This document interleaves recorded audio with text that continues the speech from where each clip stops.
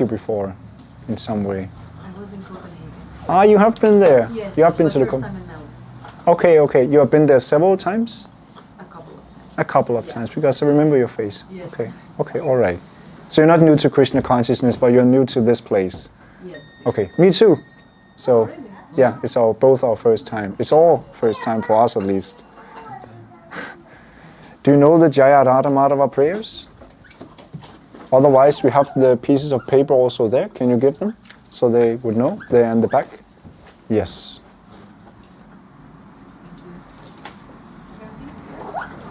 Yes. And it's 10 minutes forward? Yeah. Okay. All right.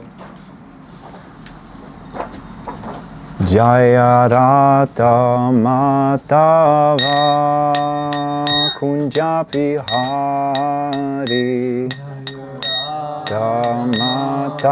Madhava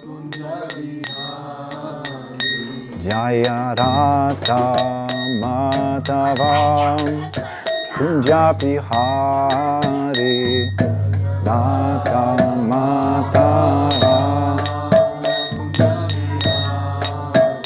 Jaya Govijana Vallabha Kirivaradari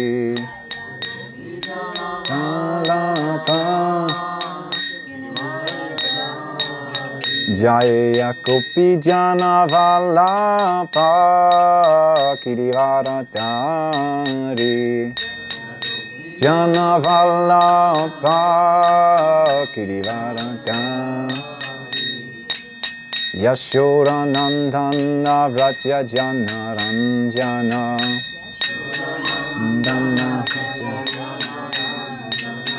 Yashoda Nandana Vraja Jana Ranjana Nandana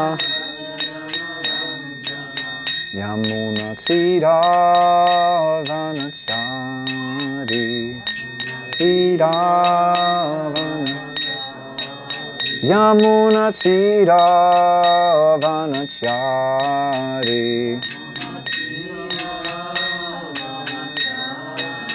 Jaya Radha Madhava Kunja Bihari Radha Madhava Kunja Bihari Jaya Radha Madhava Kunja Bihari Radha Madhava Jaya Govijana Vallabha Kirivaradari Jana Vallabha Kirivaradari Jaya Govijana Vallabha Kirivaradari Vallabha Yashoda Nandana Vraja Jana Ranjana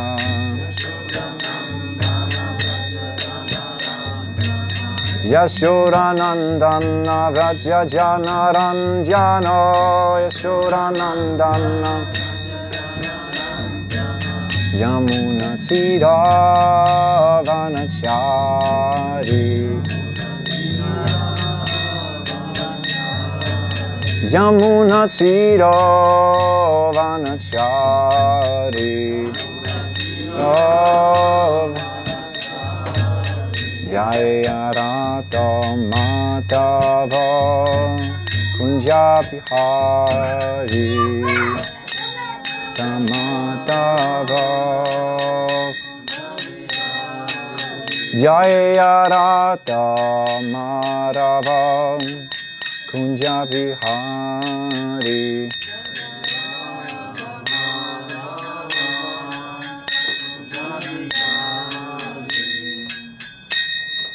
Jaya Radha Madhava Ki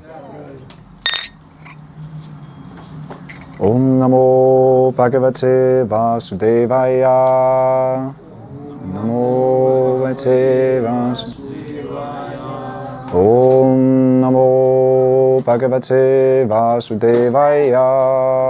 Om Namo Bhagavate.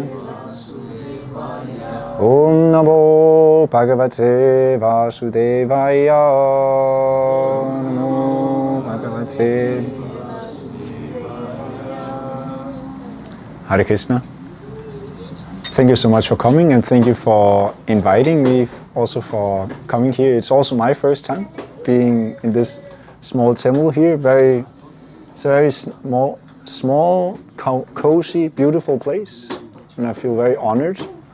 And I hope we can create a spiritual atmosphere by the mercy of our previous acharyas. So I heard there would be quite few new people here. It looks like everyone has some understanding, but still I want to speak of one basic book. I was just in Mayapur.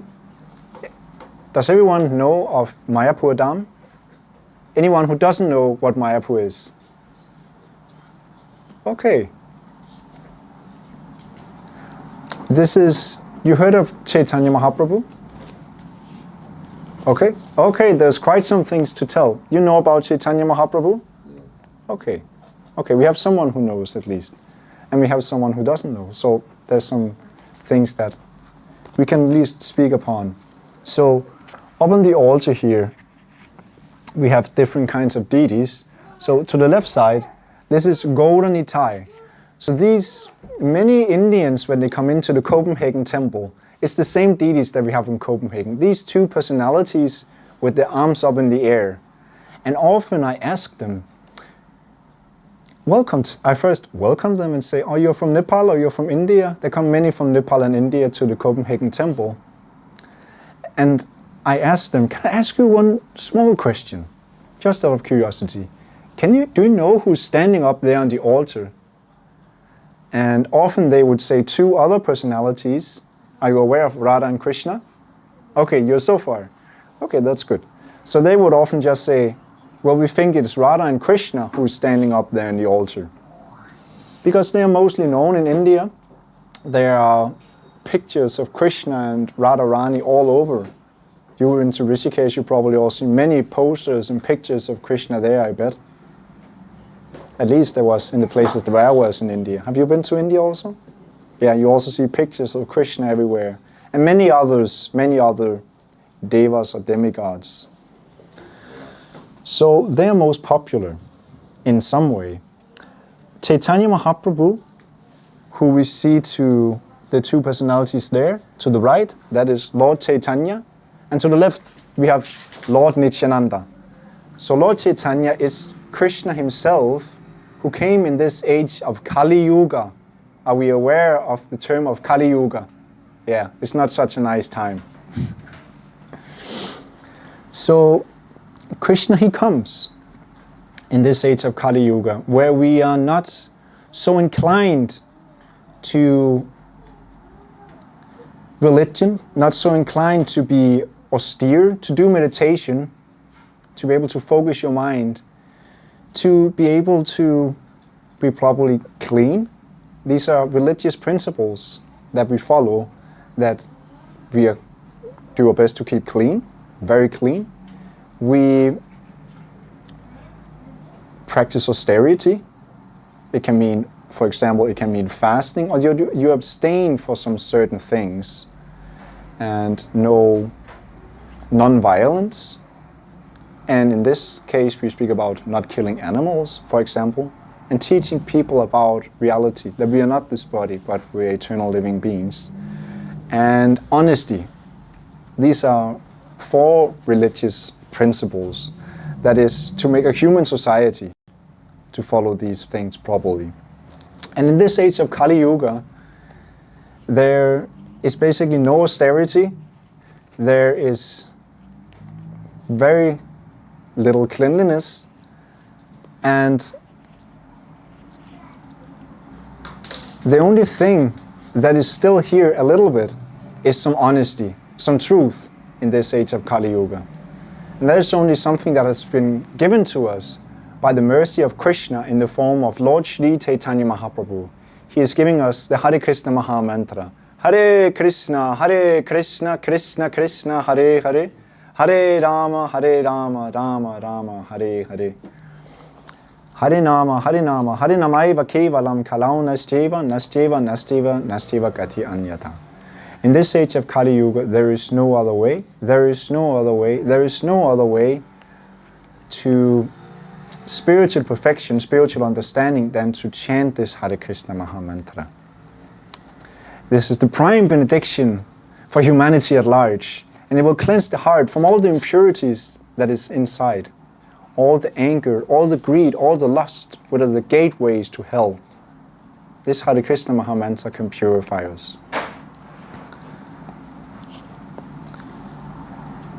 One basic teaching to be able to also chant this Hare Krishna Mantra properly and to be able to understand the philosophy in the books given to us by His Divine Grace A.C. Bhaktivedanta Srila Prabhupada is that we need to be able to control our senses. That takes some austerity. So this is a small book called The Nectar of Instruction.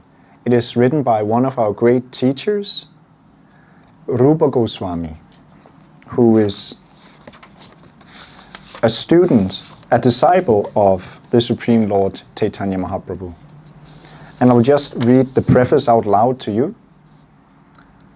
The Krishna consciousness movement is conducted under the supervision of Srila Rupa Goswami. The Gaudiya Vaisnavas or Bengali Vaisnavas are mostly followers of Sri Chaitanya Mahaprabhu, of whom the 6 Goswamis of Vrindavan are direct disciples. Therefore, Srila Narottam Das has sung, Rupa Rakunata Pare Haibe Akuti, Kape Hame Pujyama Sijukka Piriti. When I am eager to understand the literature given by the Goswamis, then I shall be able to understand the transcendental loving affairs of Radha and Krishna. So, understand these teachings, we are probably able to understand what is Radha and Krishna actually. Sri Chaitanya Mahaprabhu appeared in order to bestow human society the benediction of the science of Krishna. The most exalted of all the activities of Lord Krishna are his pastimes of conjugal love with the gopis. Sri Chaitanya Mahaprabhu appeared in the mood of Srimati Radharani, the best of the gopis. Therefore, to understand the mission of Lord Chaitanya Mahaprabhu and follow in his footsteps, one must very seriously follow in the footsteps of the 6 Goswamis. Sri Rupa, Sri Sanatana, Bhatta Raghunath, Sri Jiva, Gopal Bhatta and Dasa Raghunath. Sri Rupa Goswami was the leader of all the Goswamis, and to guide our activities, he gave us his Upadhi Samrita, the Nectar of Instruction, this book, to follow. As Sri Chaitanya Mahaprabhu left behind him 8 verses known as the Shikshastaka, Rupa Goswami gave us Upadhi Samrita, so we may become pure Vaisnavas. In all spiritual affairs, one's first duty is to control his mind and his senses.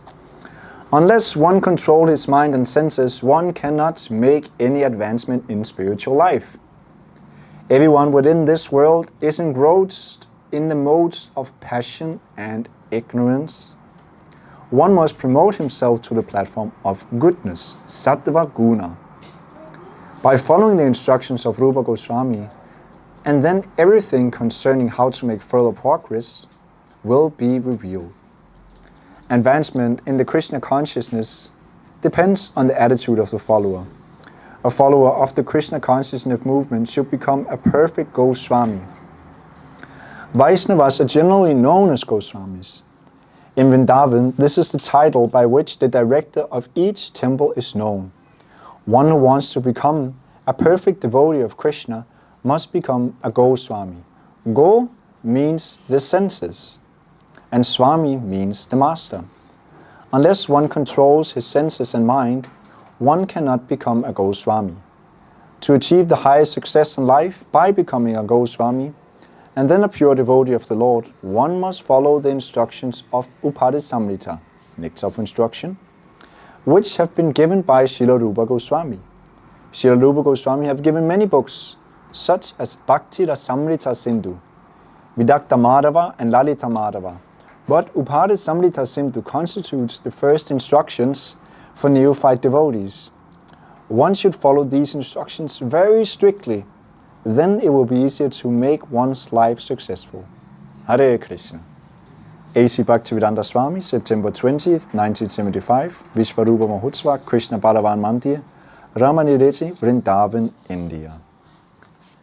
Om Jnana Timirandasya Jnananjana Salakaya Chaksun Militam Yena Tasmai Sri Gurave Namaha Mukham Karoti Vachalam Pangum Langayate Girim Yat Kripa Tamaham Vande Shri Gurum Dinatarinam Vanchakalpa Charupyasya Kripa Sindhubhya Evacha Patitanam Pavanebhyo Vaisnavibhyo Namo Namaha Jaya Sri Krishna Chaitanya Prabhu Nityananda Sri Advaita Gadadhara Sri Vasari Gaura Bhaktavrinda Hare Krishna Krishna Krishna Hare Hare Hare Rama Rama Rama Hare Hare Namo Vishnu Padaya Krishna Prasthaya Bhutale Srimade Bhaktivedanta Swami Niti Namine Namaste Saraswati Devi Gauravani Bhajanine Nirvishesa Sunyavari Paschachate Satarine.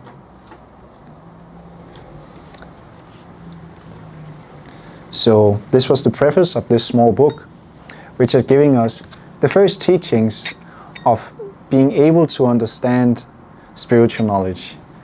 And ultimately, we want to understand, as it mentioned here, the science of Krishna, the science of Radha and Krishna. So again, up on the altar, we have Radha and Krishna right here, who is having the most loving relationship. What does love really mean? Does anyone know? Does anyone have a suggestion? What is love? No one? No one know what love is? Yes, Prabhu? Attraction to somebody. Attraction to somebody. Unconditional. Attraction Unconditionally. and conditioned? Okay, but if you have a magnet, two magnets, they also attract each other, don't they? Is that love? Are there love between magnets? It's a simple question. Yes or no? No. Anyone say yes? Are there love between two magnets? No. No. It's simply just attraction. Yeah. And the same we also find in man and woman, that relationship. There is attraction. But what is love?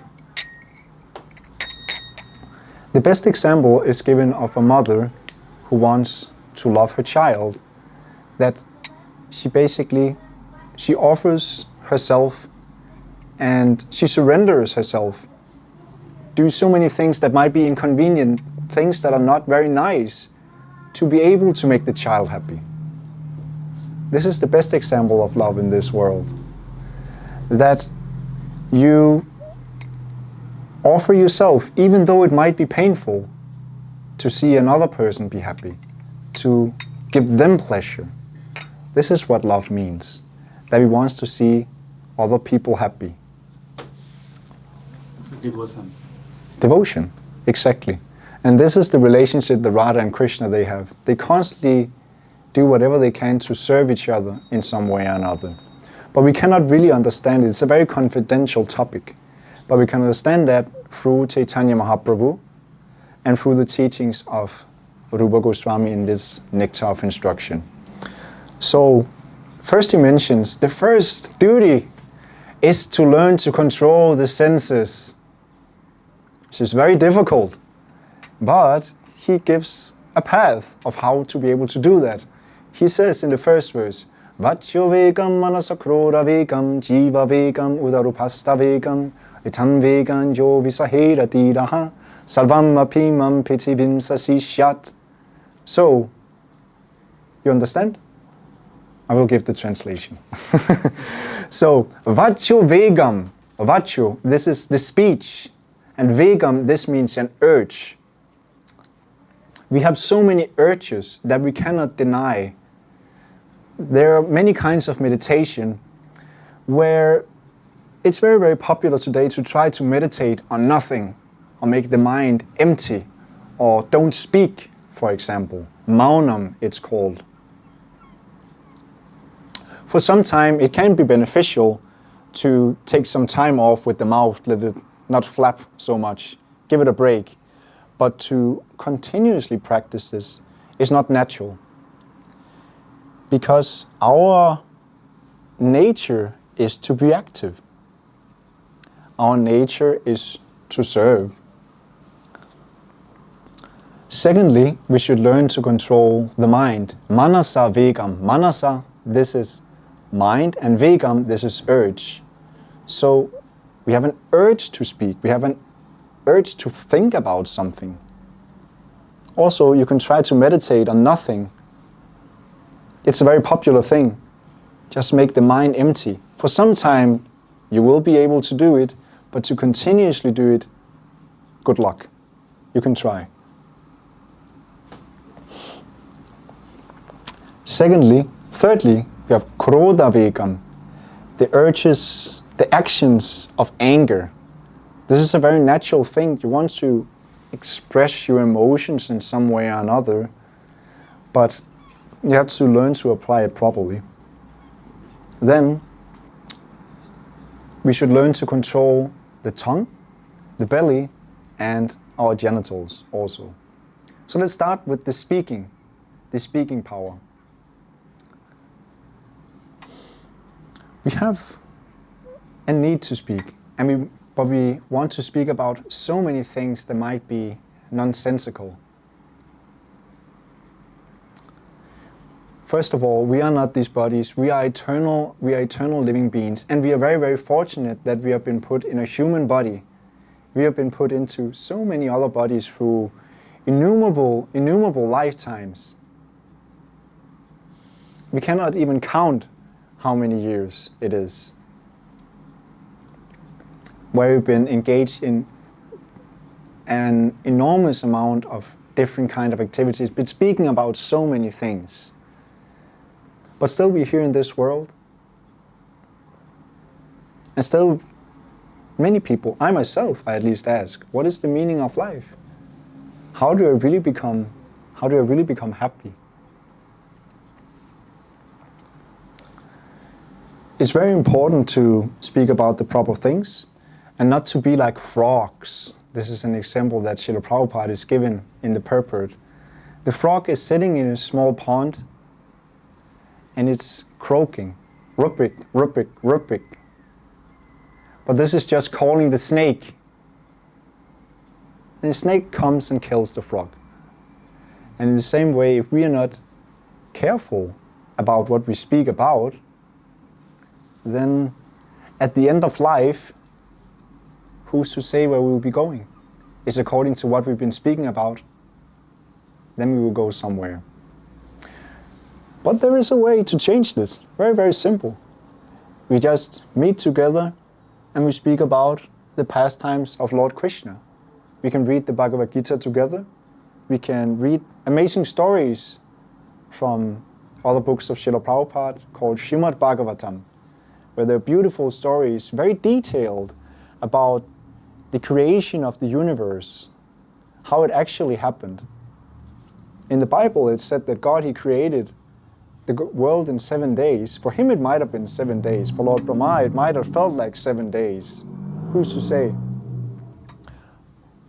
But it's much nicer to read the Srimad Bhagavatam, because there are quite many more details about how it actually happened. It's not just something that happened very easily. He had to do a lot of austerity for many, many years. And if you seek about these things, then we can control the urge to speak. And there are many other things. Also chanting the Hare Krishna Mahamantra will also help us. Hare Krishna, Krishna Krishna, Hare Hare, Hare Rama, Rama Rama, Hare Hare.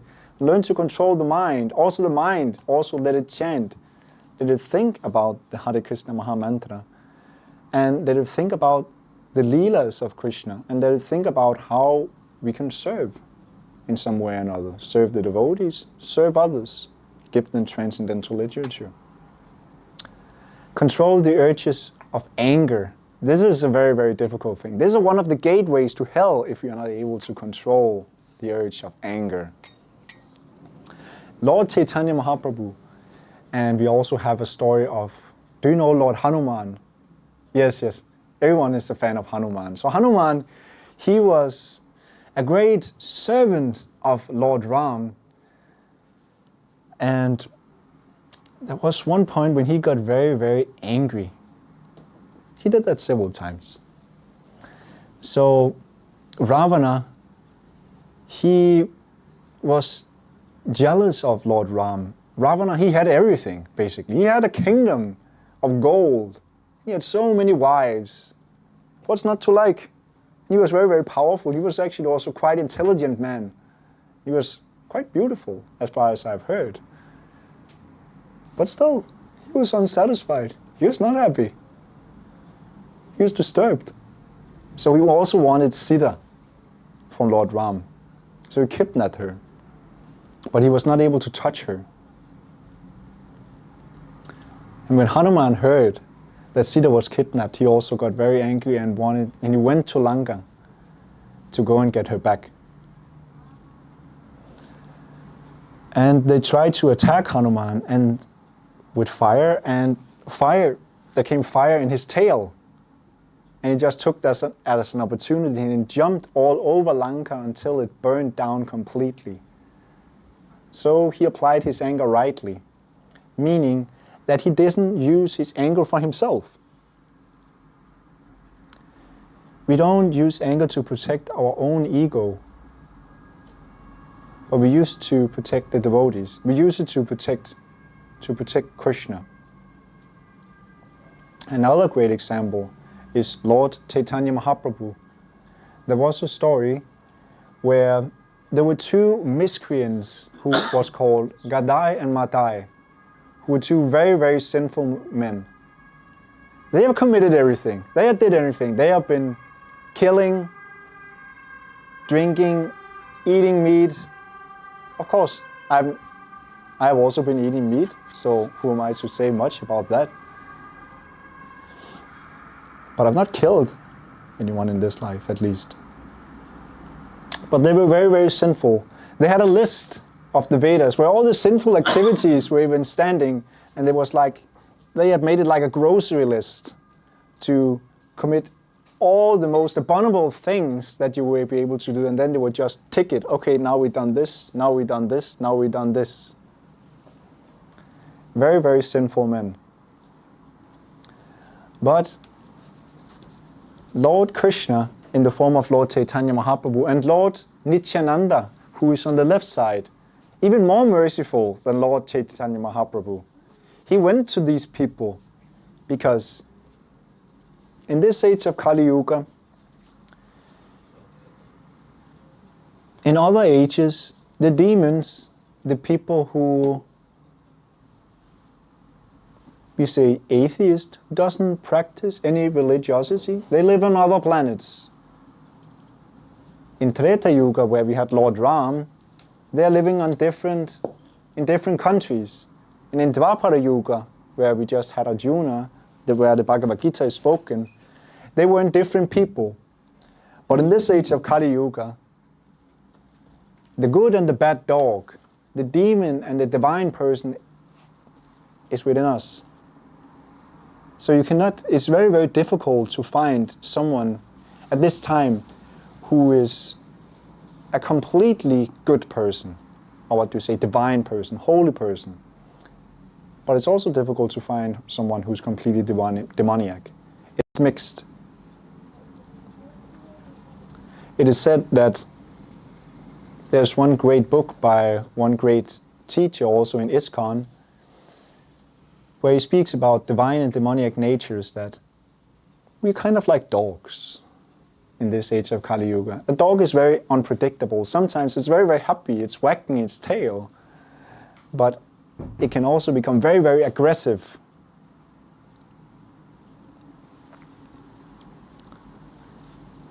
So we are like this, but we can learn to control it by applying our anger rightly, used to protect the devotees.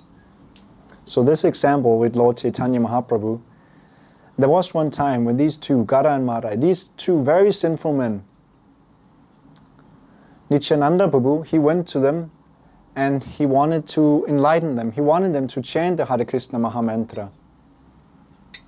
But they didn't want to do it. And one of them, he even took a bottle and he threw it at Nityananda Prabhu's head so it started bleeding. And when Lord Chaitanya Mahaprabhu, he heard about this, he got very, very angry. And he even came there with his Sudarshan Chakra to kill them. And in this age of Kali Yuga, Chaitanya Mahaprabhu was not supposed to kill. He only killed our demonic mentality. In other ages, he kills quite a lot of demons. Anyone knows the story of Hiranyakashipu? Yes? Yeah. He was ripping apart. Krishna, he came in the form as a half man and half lion, and he ripped apart the chest of one very demoniac person. And in other ages he also killed, as Lord Ram, he killed Ravana with arrows. And as Lord Krishna, oh man, he killed so many. But as Lord Shri Chaitanya Mahaprabhu, he doesn't come to kill anyone. He only comes to kill our demoniac mentality and to give us pure love. To give us pure love of Godhead. This is what he came to do. So he wanted to kill these two miscreants. But Lord Nityananda Prabhu, he told him to stop. It's not your time. It's not your time to do this. One of the brothers was actually trying to protect Nityananda. He was touched. And he said, please don't do anything to him. And then Gadai, he also begged for mercy by Lord Chaitanya, but he said, no, you go to Lord Nityananda and you beg forgiveness for him. Only through my devotees you will come to me. So if you want to come to Lord Krishna, we have to go through our teachers like Srila Prabhupada, read his books, and the followers of Srila Prabhupada, his disciples, and disciples of his disciples, if you want to reach Lord Krishna. So apply our anger rightly, do it to protect the devotees. Learn to control the tongue. The tongue is the most difficult thing to control. It's the most ferocious of our senses. It wants to taste so many things. But there is one benediction, Krishna Prasadam. We have one great song by Bhaktivinoda Thakur. Sarira avidya jal jodindriya tahikal jive file visai sagore tanmaji jivayati lobamai sudurmati takiti takatina samsare Krishna baru doyamoy kori bari jivajai swaprasatana dirobai se anamrita pao Radha Krishna gunagao premeda ko chaitanya nitai. The tongue is the most ferocious of all the senses, and this body is a lump of ignorance.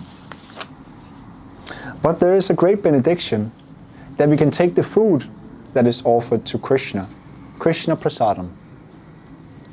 This is the way, Hare Krishna. This is the way to control the tongue. Okay, thank you.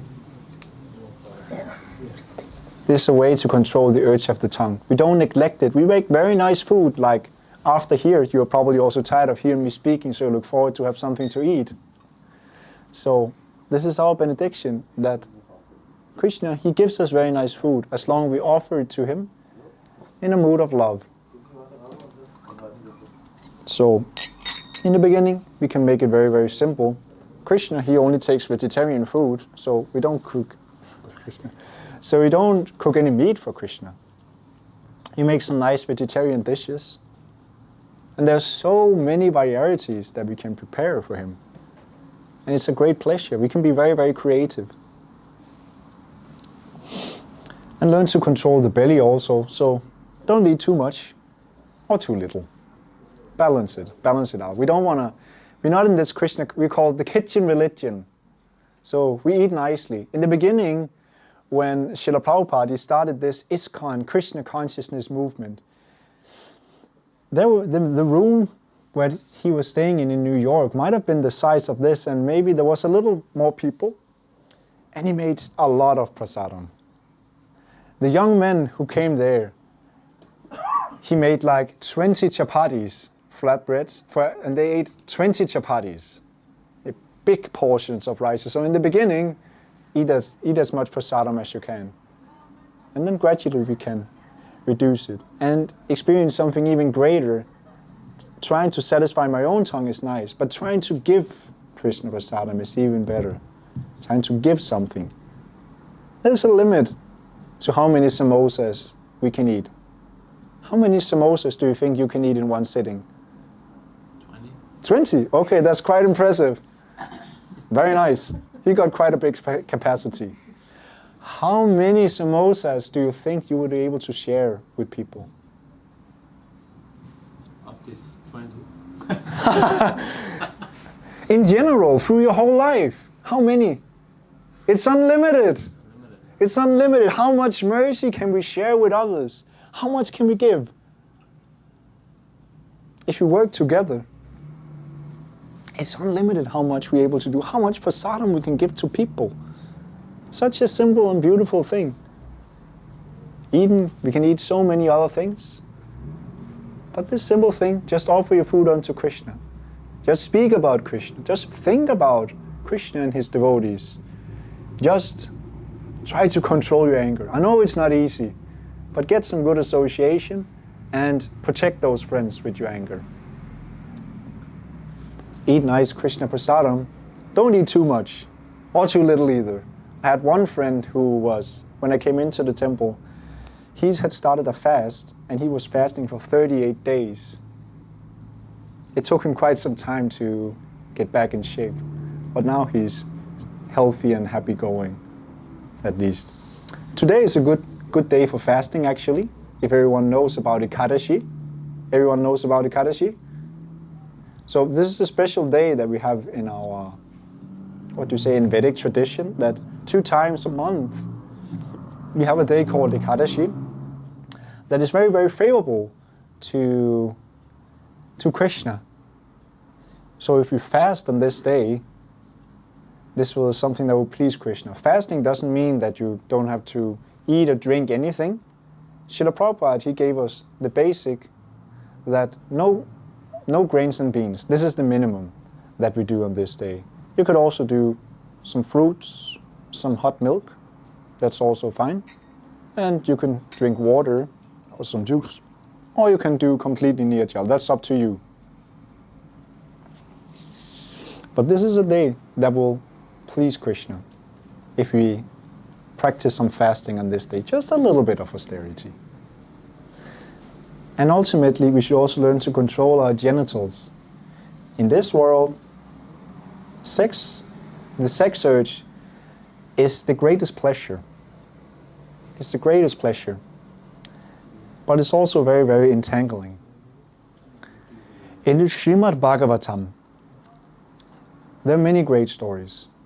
Stories of how the universe is created, stories of how big demons, they try to destroy the world, and stories of how the universe was populated. There's one great sage called Kadama Muni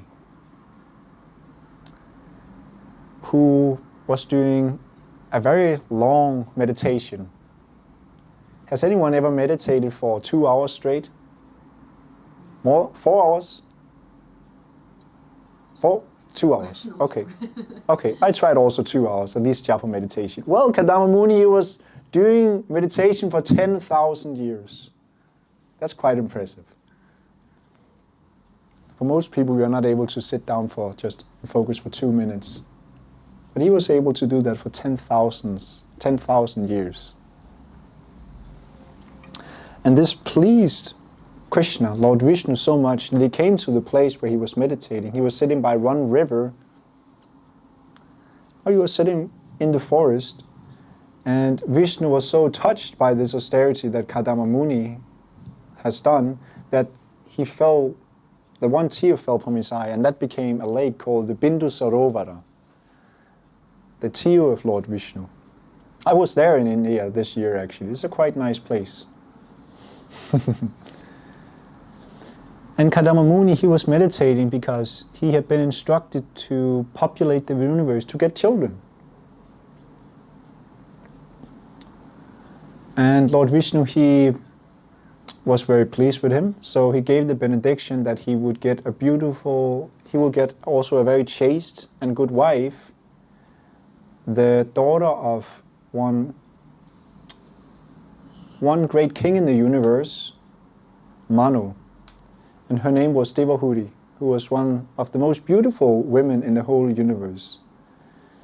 Even she could make great sages who was sitting on, there's something called a vimana, special airplanes that you can fly around in the universe. It's basically like a flying house with wings. And he saw Devahuti playing in her garden with a ball. One very great, very focused sage. And when he looked at her, he basically fell down from his Vinana and hit himself because she was so beautiful.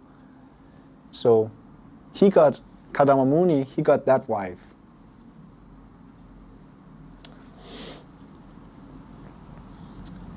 And for many, many years, Devahuti, she was serving Kadama Muni without any desire for herself. She really tried to show him love. She cooked for him, she facilitated all his needs. She completely forgot about herself. But in that stage, she became completely emaciated, which means that she was basically just skin and bones. And at some point, that Kadama Muni, he had really great affection for it. He had very great compassion. So he noticed how she had just been serving him, so he could be able to also do his sadhana, his meditation practice. And since he had been doing so much austerity, he had great yogic power. He could do quite some things. There are many yogic powers. You can become bigger than the biggest, smaller than the smallest. There are all kinds of things that you could do. By his yogic power, he created a palace for his wife, Devahuti. She had a desire to get children. And in the state that she was in, she could not see that that was possible. So she got fixed up, and they went into this flying mansion, this flying palace. And also for many, many years, they enjoyed sexual intercourse for about 100 years. And Kadama Muni, he divided himself into 9. That is also what a yogi is able to do, divide yourself into 9 characters. And he had 9 daughters with Devahuti.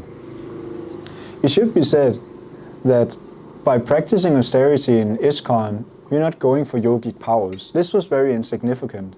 He was very impressed that he was able to actually create this mansion, because all that power is ultimately something that is given by Krishna.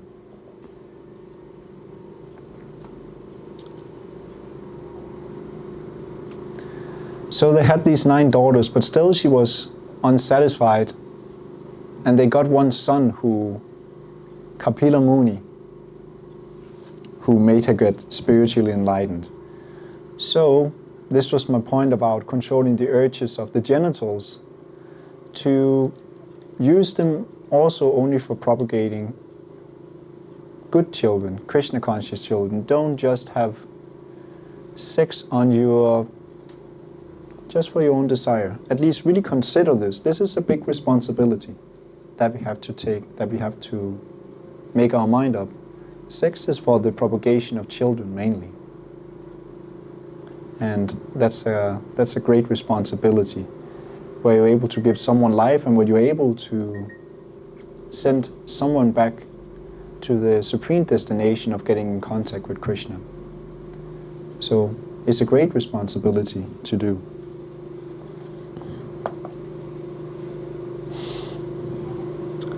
So I tried to say something. I don't have really much more to say right now, but I want to hear, we still have some time for some questions and answers, and maybe I annoyed someone with some of the things I said, or maybe someone thought it was thought was interesting, or if you have any questions or any critiques, any comments, I would very much like to hear. Yes, Prabhu? You mentioned something about using your anger to protect your friends. What Yeah. do you mean by that?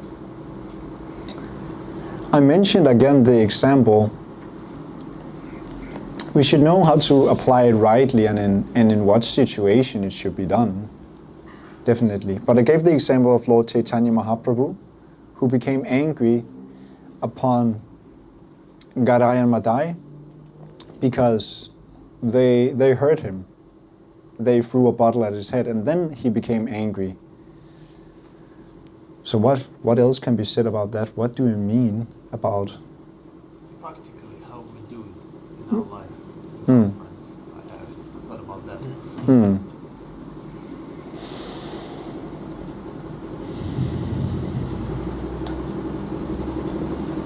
At least there are several ways of applying the anger. This is at least my point, that you don't... It can be very, very easy to become annoyed at small things and to be irritated at some people if they try to disturb you.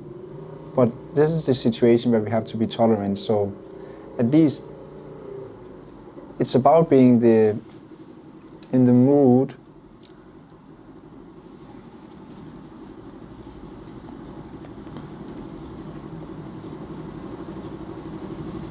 in our Chaitanya Mahaprabhu, he says that we should be more humble than the blade of grass and more tolerant than the tree, ready to give all respect to others and not expecting any respect from ourselves. So,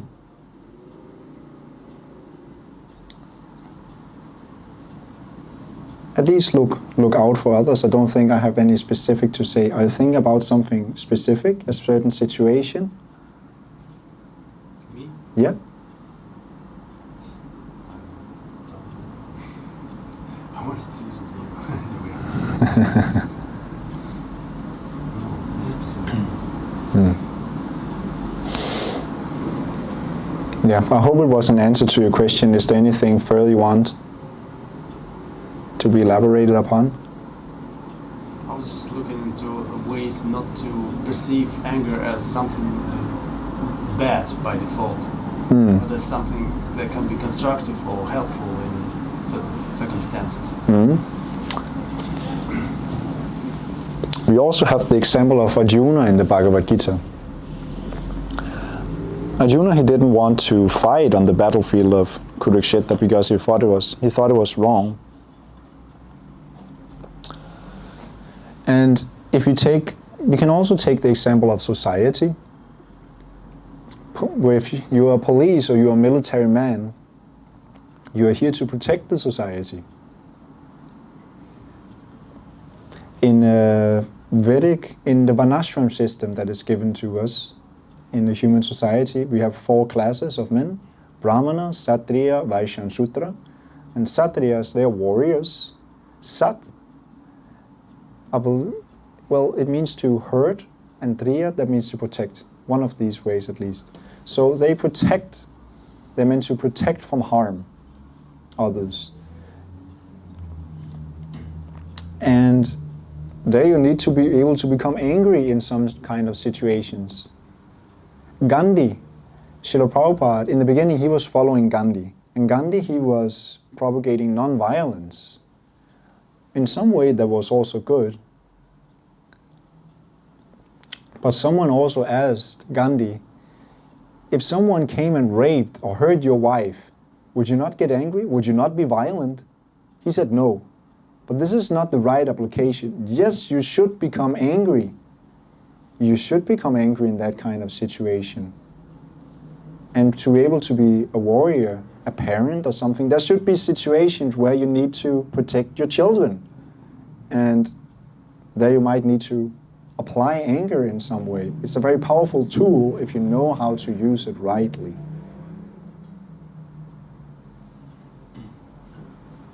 Yes? I have a couple of things. So one is it really practically possible to eliminate eliminate anger completely. It's not. Okay. And second thing is that I observed and experienced in my life that it's easier to control the tongue, but then the anger, because as far as tongue is concerned, before we speak, we think and we say. So to some extent we know that what we are speaking, or it will be little easier for us to control what we are speaking. Yes.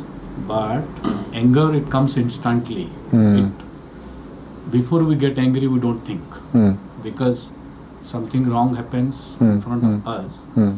It instantly we get angry, and sometimes after we get angry, even myself, I realize and I feel that why did I get angry?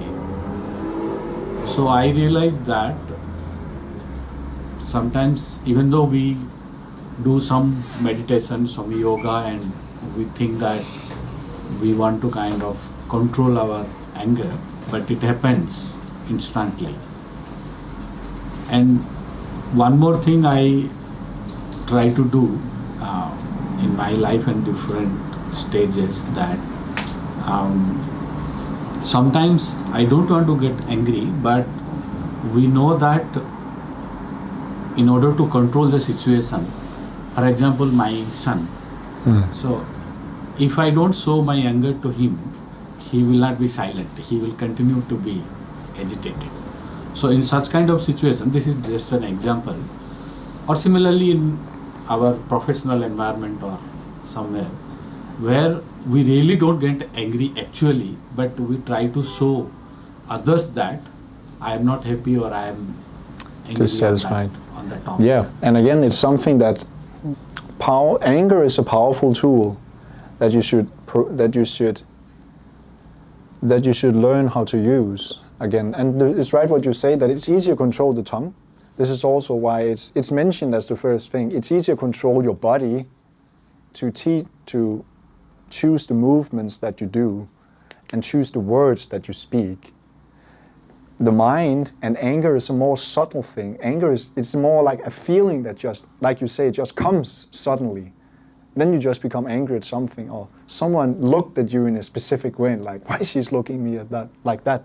It can be something that's very subtle and might not even make sense in some way or another. And we should learn to detect that okay, why am I actually... And it's good that you ask yourself this question, why did I become angry? Was there any reason for it? So, false anger or nonsensical anger, that's very dangerous. Like I mentioned, the dog. At some point, at some time it's very, very happy, and then something happens and it just becomes very aggressive.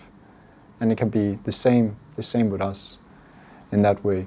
So yeah, as a father, as you were a father, and sometimes you need to be quite strict with your son in some certain situations for him to understand.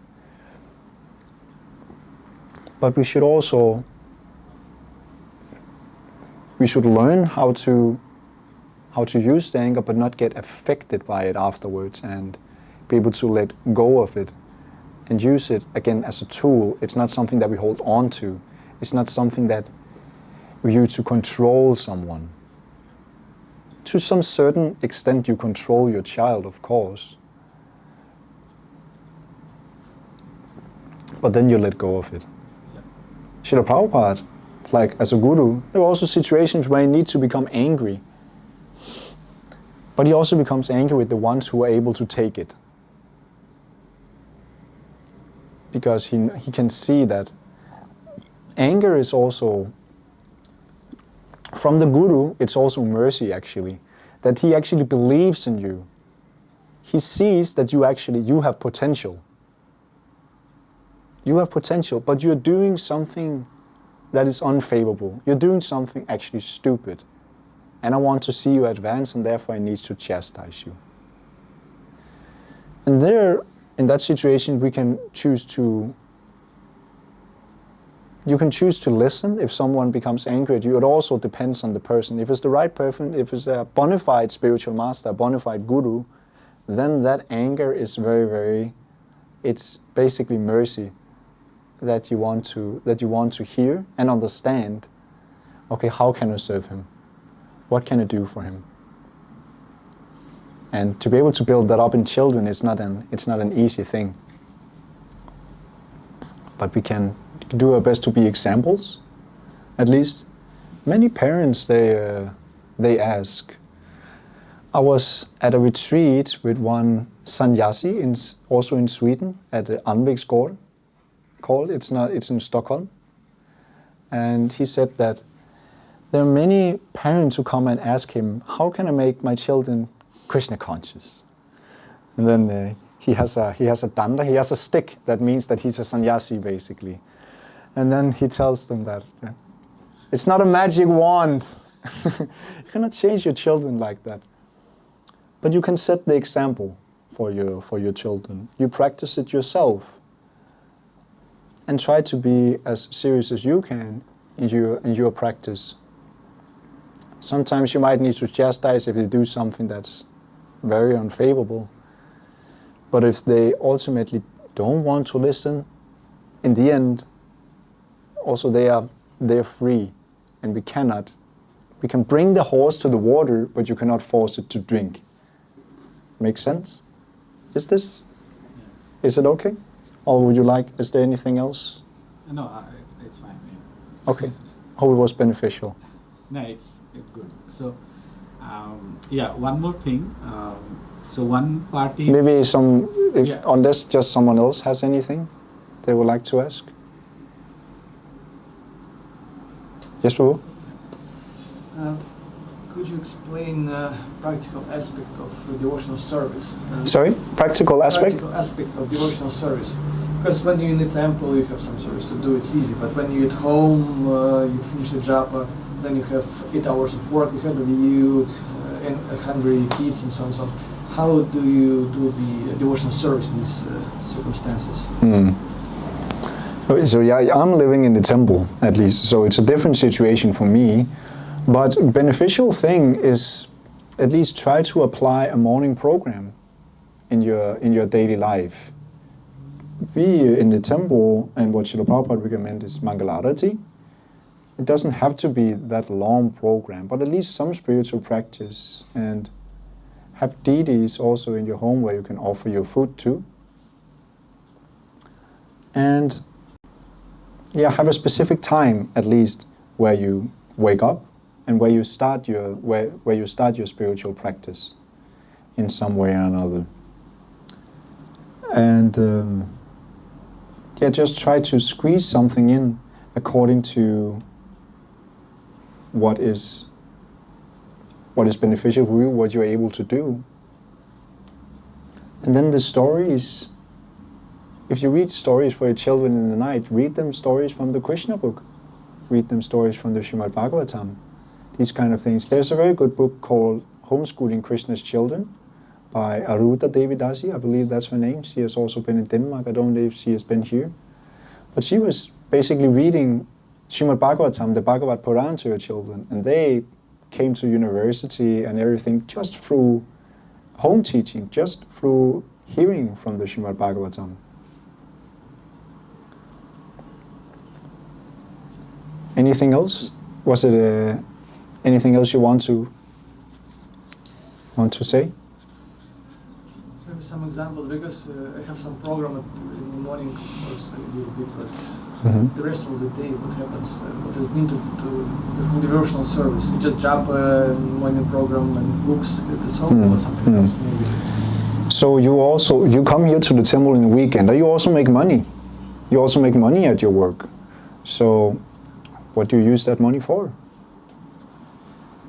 You can use it to support the temple here, and also if you're going on vacation, then also go to the holy dance and think about the work that you do. It might not be the most favorable thing, and you might not be able to think of Krishna all day, and you're around with kami people. That's not an easy situation. It would not be easy for me to be able to do that.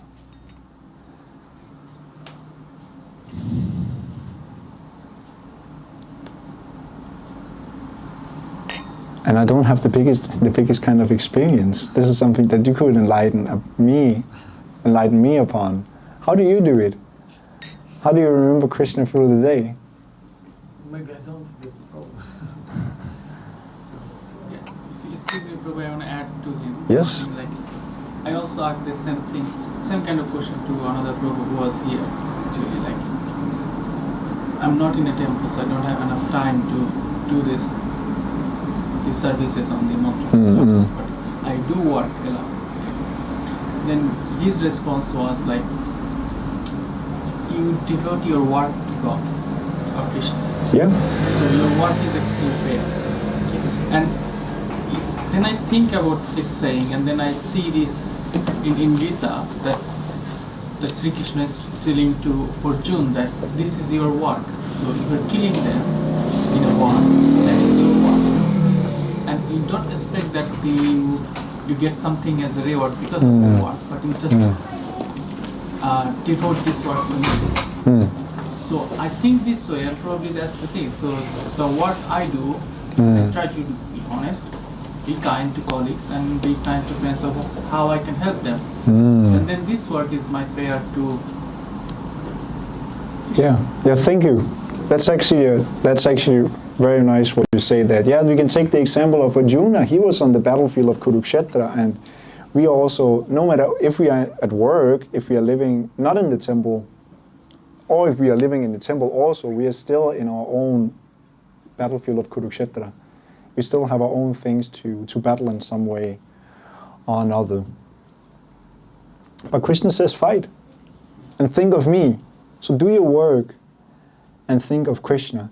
And like you also mentioned, you can also be an example for them in the actions that you have. You can, like, I often have some extra prasadam that I give to grihastas and say, please share with your co-workers in some way. So small things that you can do where this is a very subtle way that you can preach to people in some way or another. And if there's someone favorable, also invite them to your home and feed them prasadam. You don't to speak big philosophy or anything, depending on what level they are on. Just have a nice small time. And prasadam is our secret weapon. So this can be a small thing that one could be done. And then, yeah, at your workplace, like you say, just show that you're a very nice person. I have my family. I don't really preach to them. I still come, like when I meet with them, I come in my clothes like this. They don't mind. I asked my mother how she felt about it. In the beginning, it was a bit weird, or she had to get used to it. But I asked her recently, and she said that in the beginning it was difficult, or had to get used to it, but now I get a little bit proud, actually. This is my son, in some way or another. It's not everyone who is favorable like that. Some are very much against the children going into it. But yeah, I don't preach a lot to them. Sometimes my mother, she gets interested, but my other family members, not interested. I come, sometimes we speak about other things. I bring some prasadam for them. That's what I can do. I don't spend too much time with them either, then I need to go back. So we have to be like, Krishna, he says, be like a lotus, untouched by water, in that way. So you do your duty, and you want to aspire to do more and more service in this mood. If you have a desire to do something different than what you're already doing, don't necessarily change your work, but think about how can I make Krishna a bigger part of my life. For example, by distributing prasadam. Take some small steps. At least apply some small things, and then Krishna, he will give intelligence to how you're able to do more in that way. Thank you. May I ask? Yes. Add Yes, some yes. Top, like what I used to do, I think listening is also part of service to Krishna. Mhm. So you Yeah. can listen to lecture while you work if you do some computer work. It's easier. Yeah, definitely also because there might not be so much time for reading. For me, when doing something, I have a difficult to listen to lectures. I need to sit down and read, but I know many do activities and listen to lectures. That's also very, very favorable. Also a very good thing to do. There was just one Danish devotee who left his body last year of cancer, and he had a work. He was building houses, but he just was listening to the Srimad Bhagavatam. He always had headphones on, and he was just listening to the Srimad Bhagavatam repeat for many, many years.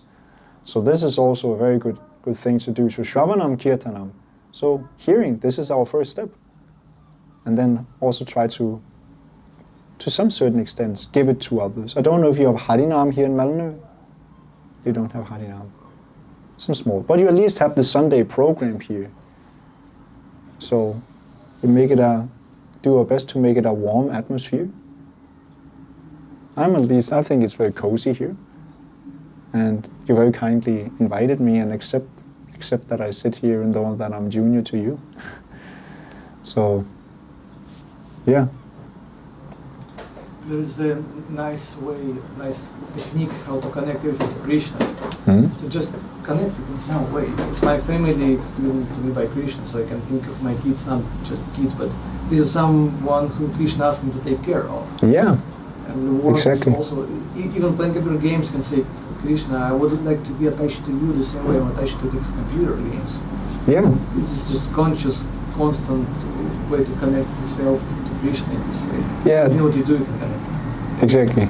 I like you mentioned that with the computer, because there are many subtle things that we might be attached to, but we can just think of it as, well, I have this, attachment, but I wish to turn it into the attraction of Krishna in So some if way. something positive can also turn negative things, connect to Krishna. Krishna accepts everything, so it can also... It all comes from him. It all comes from him ultimately. I'm not sure what is the time, because that was 10 minutes past. Is it time for Arati or?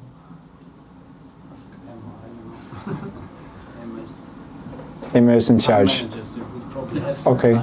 Is there any other questions? You had a question, Prabhu? Yes, I was trying to relate to anger issue. Ah. I think that we got before.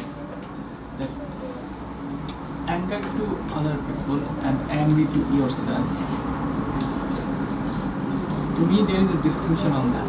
So you cannot be angry to other people, okay, or that's not good for them or for your health or mental health. But are you allowed to angry yourself? To be angry at yourself? Yeah. For example, like, okay, so you're not saying your prayer, daily prayer, and then you should be angry to yourself that not just prayer, but your work, you're not doing the work that you're supposed to do or properly doing. So does it allow you to make yourself angry that, okay, I need to do it, or let it go, that I did not get enough time or enough sleep, or have some excuses that make you not to do this thing? Or I wouldn't necessarily be angry at yourself, but be strict with yourself. Be strict with yourself and be lenient with others. At least anger can be, it depends on who you are, also what works for you. Someone might be more strict but yes, Bhaktisiddhanta Saraswati Maharaj, he said that in the morning you beat your mind with a stick and in the evening you beat your mind with a shoe. But you have to also know how to do it in the right way, because it can also be destroying yourself if you just you should not put yourself down. That's not what you're supposed to do. But you're supposed to also make the mind your friend. The mind can be your greatest friend and it can be your greatest enemy. And the mind is more difficult to control than the wind, Krishna he says in the Bhagavad Gita. But it can be done with proper practice. So, yeah, to beat the mind, it should be understood in the correct way. So you do devotional practice. There's also a word in the nectar of devotion, now nectar of instruction, many people, there is the example given of a thief. So some people, the best people, they learn just through hearing. When they hear that stealing is wrong, they will not steal. That's the best person. This is the first one. Then we have the second person. He's not as good. He has to see something to happen first. He has to see someone steal and go into jail. Then he understands. Then there's the third person. He also needs to try it. He needs to try to steal it himself. He has heard that it's wrong. He's seen that it's wrong. But I can do it. I think it's okay. But then he gets thrown into jail. And then he learns. And there's even the fourth class man. That he has heard, he has seen, he has experienced, but he continuously steals. He continuously commits thievery. That's the greatest fool. But also in the examples of our own lives, what activities do we do that we know is wrong, but we continuously do them? Because of attachment. We need to get a higher taste. The example is also given of you know how the elephant, it goes to bathe itself. It goes into the water, and when it comes out of the water, it immediately throws mud on its body. So we can imagine the same with ourselves, that we take a shower, and then I don't know. Yeah, then we throw mud on our body or something. That doesn't really make any sense. Similarly, some people to the temple, to the church, they might have been doing some sinful things, and they come and they give a small donation. Say, oh, Krishna, God, please forgive me. I will give you a small donation, then it's okay. And then they go away from the temple and they go do the same things. This is not real atonement. This will not benefit you. This is very, very offensive to be able to do that kind of thing. So you should be strict with yourself, but you should do it in the right way. And that is through the practice of Krishna consciousness. You can engage everything in Krishna service. Like the food that you make, like I mentioned, make vegetarian food and offer it on to Krishna. And even if you committed offense, the worst thing that you can do is to offend the devotees, we call it Vaishnava aparad. Is known as a mad elephant offense. An elephant will go into a nicely trimmed garden and it will destroy the garden. So in the same way, if we offend the devotees, this is the worst thing that we can do to our spiritual life. So being angry at oneself, just use that anger to be strict on yourself. Okay, I want to get better. I need to chant more. I need to chant more rounds. I need to be more focused. I need to read more. I need to make better prasadam. And I need to give this to others. Come on, mind. And get good association also. Because it can be, we need to ask questions. And just to be by yourself is unnaturalness. There are some yogis who live up in the Himalayas and they can do very great austerity still in this time. But mostly in this age of Kali Yuga, you're not that strong in the mind. We cannot meditate for more than 2 hours, which is, for us, quite a long time. Many people cannot focus for 2 minutes.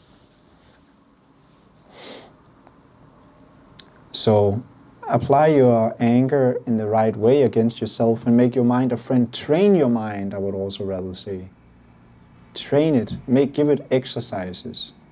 Do you chant? Do you have a specific amount of rounds that you chant every day? You have? Okay. I have daily at my home also. You also have deities at your home. Try to read at least one chapter of Gita. Yeah, that's great. So if you find it challenging, also then be more serious at that, and also come into maybe make a reading group together where you're together with some friends at least once a week or something. Read one chapter together. This will also give you more taste. You also need to give yourself more taste in some way. So come together, read with others. And like we also together will right now honor the prasadam together. And then you will also discuss more about the topics. How is your japa going? How is your chanting going at the moment? You can help each other in that way. So in that way you can increase your strictness in a way where it doesn't necessarily feel so strict. In the beginning you might need to be strict because there are some things that you need to let go of. When I came into the temple, I thought it was quite much. Like Ria said that we should chant at least 16 rounds this Hare Krishna mantra. We say it, we have, I don't know if you've seen our mala, this bead that we have. Have you seen it? I can show it to you afterwards. So there are 108 beads on that. Of course you know it, you have it. And we're supposed to do it 16 times. So in the beginning I moved into the temple and I heard for some, oh, it's okay, you can chant 4 rounds in the beginning. But then one of my elders, he said, no, when you live in the temple, you chant 16 rounds. And that in the beginning took like 3 hours or something. That was very austere for me. And I remember just being up on the roof of the building, Hare Krishna, Krishna Krishna, Hare Hare, being so annoyed. Man, this is tough. But there was no other way. Otherwise, I would not be able to live there, and I didn't have any other places where I wanted to be. So, in some situation, you just need to be strict. But then gradually, if you're too strict, you will also deviate. So, find the right balance. Find the right association. Make sense? Okay. Hare Krishna. Hare Krishna. Thank you for a wonderful lecture, and I'm going to hear it again. Stream it. Everyone who wants to hear it again, the lecture, it is welcome. We have the great YouTube channel. Thank you for thank you. And thank you to be coming from Denmark. And we honor Prabhu. We chanted together Mahamantra. Hare Krishna, Krishna Krishna, Hare Hare, Hare Rama, Rama Rama, Hare Hare. Srila Prabhupada ki. He's the reason that we're all here. Thank you for inviting me. And Emma is the reason that we are here, sitting here actually. All glories to Mataji Emma. Hare Krishna, Krishna Krishna, Hare Hare, Hare Rama, Rama Rama, Hare Hare.